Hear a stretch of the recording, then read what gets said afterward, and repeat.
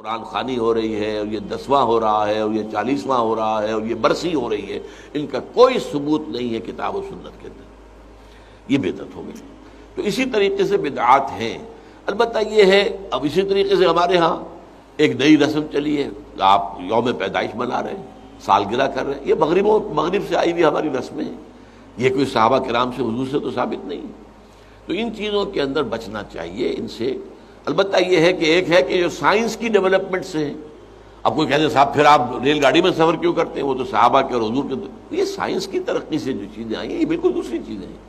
ان میں ثواب کا معاملہ نہیں ہے، یہ تو آپ کی ایک ضرورت ہے جو پوری ہو رہی ہے۔ وہ آپ ہوائی جہاز میں سفر کریں، ٹرین میں سفر کریں، کار میں سفر کریں، یہ جدید ترقیات ہیں، ان سے فائدہ اٹھانا ہے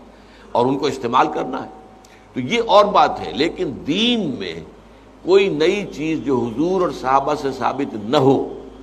اور اس کو آپ حصول ثواب کی نیت سے کریں، وہ بدعت ہے۔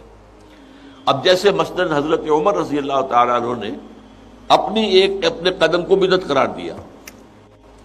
آپ کو معلوم ہے کہ حضور کے زمانے میں تراویح کی نماز کا کوئی رواج نہیں تھا، حضرت ابو بکر کے دور میں بھی نہیں تھا، بلکہ یہ تھا کہ رات کو نماز نوافل ادا کرو اپنے اپنے طور پر، قیام اللیل اپنے اپنے طور پر۔ تو اس حوالے سے تراویح کی نماز کا جو ہے باجماعت یہ حضرت عمر نے کیا رضی اللہ تعالیٰ عنہ، کہ ایک دفعہ آپ آئے اپنے دور خلافت میں، مسجد نبوی میں دیکھا کچھ لوگ ادھر کھڑے ہیں، کچھ ادھر کھڑے ہیں، کچھ ادھر کھڑے ہیں، کچھ ادھر کھڑے ہیں، اب ایک ایک جو حافظ ملا ہوا اس کے پیچھے قرآن سن رہے ہیں، پڑھ رہے ہیں۔ تو آپ نے کہا کیا یہ اچھا ہو ان سب کو ایک امام کے پیچھے جمع کر دیا جائے؟ اچھا کوئی اول شب میں پڑھ رہے ہیں، کوئی دیر میں پڑھ رہے ہیں، حضور نے 3 دفعہ جماعت کرائی اس رمضان کی رات میں، تو وہ تہجد کے وقت کرائی ہے،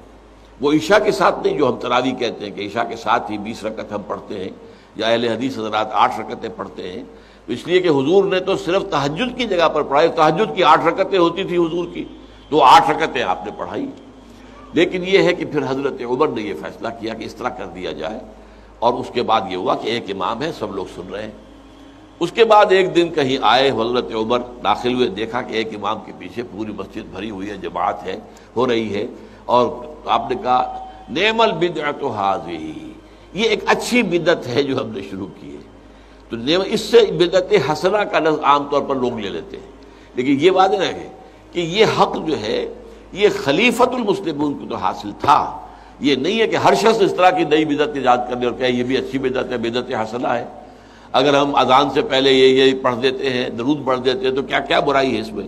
کوئی بری بات تو نہیں ہے درود پڑھنا، لیکن بھائی نہیں، یہ قرآن اور حدیث سے اور صحابہ کے عمل سے ثابت نہیں ہے، اس لیے یہ بدعت ہوگا۔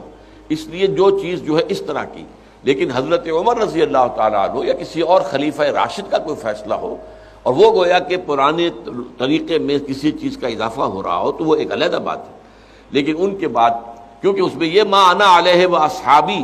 تو اصحاب حضرت عمر اصحاب میں سے ہیں، اور اصحاب ہی نہیں بلکہ آپ جو ہیں خلفائے اربعہ میں سے ہیں، خلیفہ ثانی ہیں، تو اس پہلو سے ان کی بات علیحدہ ہوگی، لیکن کسی اور کو اپنے کسی کام کی شروع کرنے کو بدعت حسنہ قرار دینا یہ درست نہیں ہے۔